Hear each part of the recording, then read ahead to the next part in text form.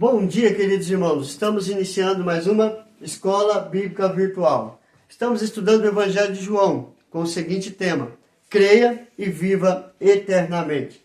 Nós iniciamos ontem fazendo a introdução desta lição.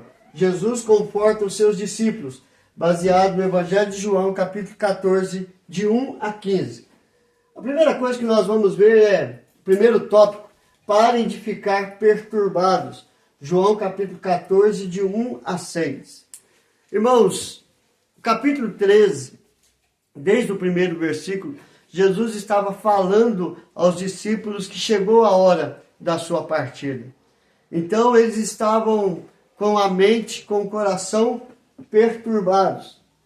E esse capítulo 14 até o capítulo 17, Jesus ele vai aconselhar, ele vai instruir, ele vai confortar, ele vai consolar o coração dos discípulos. E isso fica bem claro nesses 6 primeiros versículos de João capítulo 14. O coração dos discípulos estavam perturbados. Por quê? Os discípulos estavam perturbados, mas Jesus lhe ordena: parem de ficar perturbados.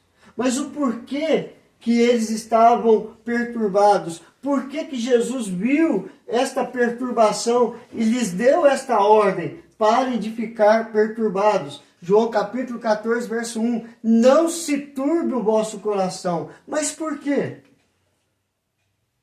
Porque primeiro, Jesus ele diagnosticou isto na vida deles. Ele viu isso no coração dos discípulos.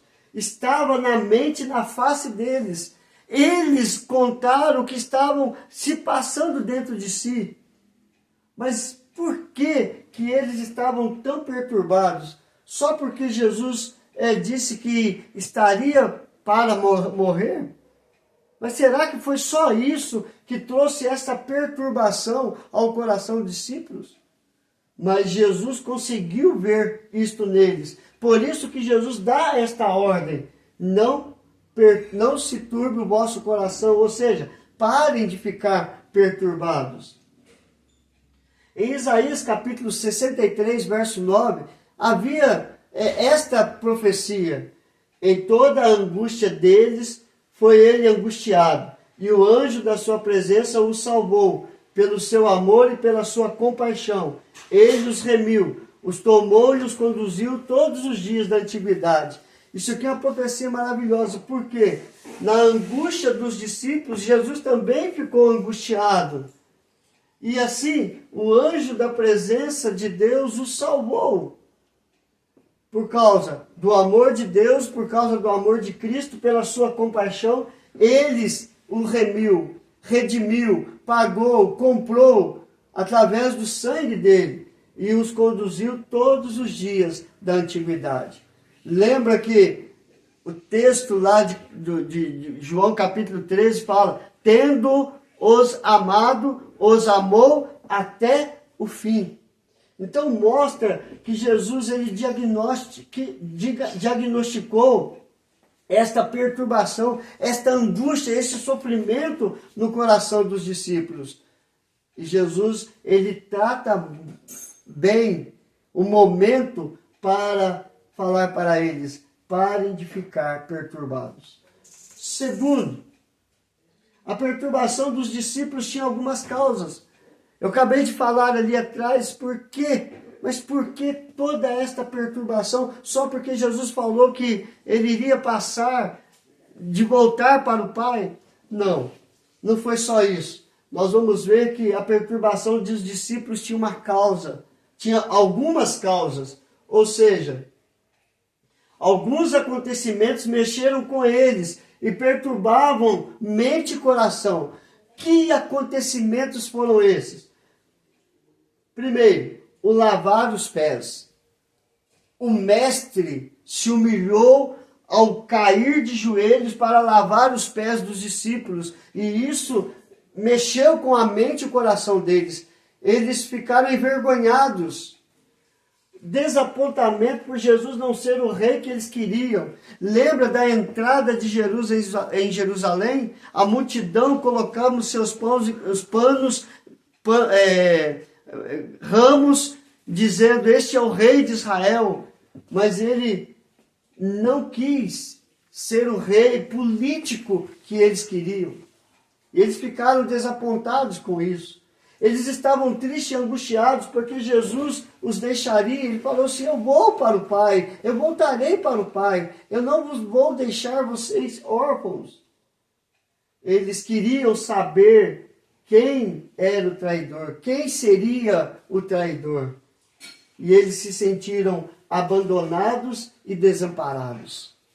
Acontecimentos que trouxeram angústia, sofrimento e perturbavam mente e coração. E Jesus, então, eles dá uma ordem. Parem de sentir-se perturbados. Não deixem isso abalar a vida de vocês. Não deixem isso deixar vocês confusos e agitados. Parem com isso. Trata-se, parem de sentir-se perturbado, trata-se de um imperativo na língua grega, que significa sossegar o coração.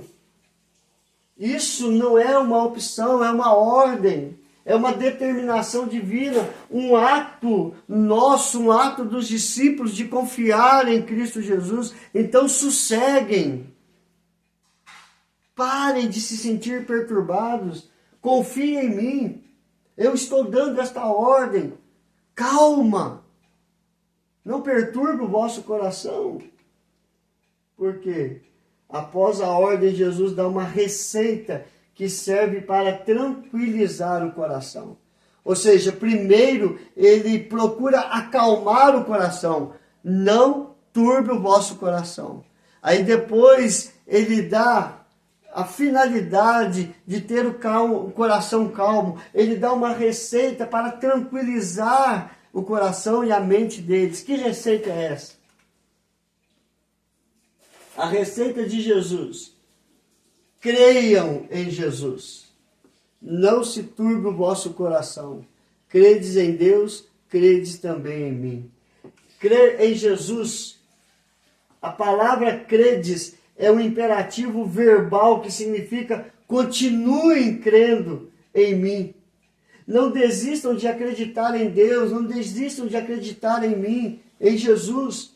A fé, a força e a coragem procedem de um coração que confia em Deus, de uma mente que confia em Deus, de uma vida que deposita toda a sua fé e a sua esperança em Deus. É isso que Cristo estava falando para os discípulos. Não turbe o vosso coração, eu estou aqui, creia em mim. Por quê? Porque a fé, a força e a coragem vem de um coração que confia em Deus. Porque Deus derrama isso e Deus dá esta ordem. Em Deuteronômio capítulo 31, verso 6. Sede fortes e corajosos, não temais, nem vos atemorizeis diante deles. Porque o Senhor vosso Deus é quem vai convosco, não vos deixará, nem vos desamparará. Então confie, creia em Jesus, creia em Deus Pai, creia no Filho, creia no Espírito Santo. Segundo, creiam nas promessas de Jesus. João capítulo 14, verso 2. Na casa de meu pai há muitas moradas, se assim não fora, eu vou-lo teria dito, pois vou preparar-vos lugar. Creiam nas promessas de Jesus. Ou seja, ele está falando, olha, eu vou preparar um lugar. É uma promessa. Eu estarei indo para lá. Se lá não tivesse uma morada, eu teria dito, mas eu vou para preparar. Então creia nas promessas de Jesus. Creia naquilo que ele falou. Eis que estarei convosco até a consumação do século. É a promessa dele de estar conosco. Então creia nas promessas de Jesus. No momento que estamos perturbados, esquecemos de crer em suas promessas. Mas Jesus chama a atenção para a sua promessa. Uma morada eterna no céu. Mas o que é o céu para você? O que é o céu que nós tanto falamos?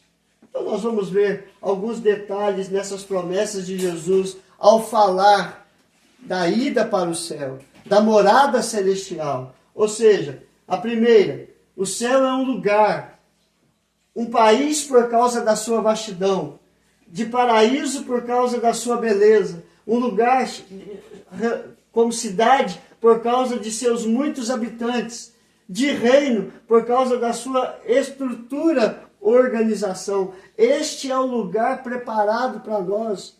Há um lindo país, um paraíso para nós, uma cidade onde as ruas são de ouro, um reino, porque a sua estrutura tem o Rei dos Reis, Senhor dos Senhores, os servos, conservos, anjos, arcanjos. Então a sua organização estrutural mostra que ele é um lugar de paz, de amor, sem sofrimento, sem angústia, sem dor. Jesus chama de casa de meu Pai, lugar de relacionamentos perfeitos e acolhimento aprazível, lugar de muitas moradas. É por isso que ele diz, eu vou para o Pai, eu vou lhes preparar um lugar. O céu é estar com Jesus. Ele disse, e quando eu for e vos preparar lugar, voltarei e vos receberei para mim mesmo, para que onde eu estou, estejais vós também. João capítulo 14, verso 3. Ou seja, queridos, olhe para a sequência. Eu vou preparar, eu voltarei e vos receberei, e nós estaremos juntos por toda a eternidade. A felicidade é estar lá com Jesus para sempre. Paulo diz que morrer é incomparavelmente melhor. Por quê? Porque eu estarei com Cristo Jesus. O morrer é Cristo, o viver é lucro. O viver é lucro, mas morrer é incomparável. Por quê? Porque eu estarei com Jesus. O céu é estar com Jesus. E terceiro, creio que vocês estão no caminho. Jesus está indo para o céu, morar com o Pai, voltar para a presença do Pai. E os dois discípulos dizem que desconhecem o caminho. Isso fica bem claro no texto. E vós sabeis o caminho para onde eu vou. Disse-lhe Tomé, Senhor, não sabemos para onde vais, como saber o caminho? João capítulo 14, verso 3. Jesus esclarece e mostra-lhe como ir até o Pai. Como que ele mostra isso? Ele responde a esta pergunta. Jesus esclarece e mostra qual é o caminho, qual é a verdade para ir para o Pai. Ou seja, Jesus responde, eu sou o caminho e a verdade e a vida. Ninguém vai ao Pai senão por mim. João capítulo 14, verso 6. Há 3 destaques nesta afirmação de Jesus. Tanto para os discípulos, naquele exato momento, tanto para nós, nos dias de hoje. E estes 3 destaques vai ser até a volta de Cristo Jesus. Mas que destaques são esses?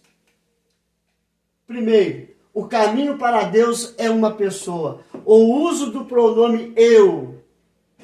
Eu sou.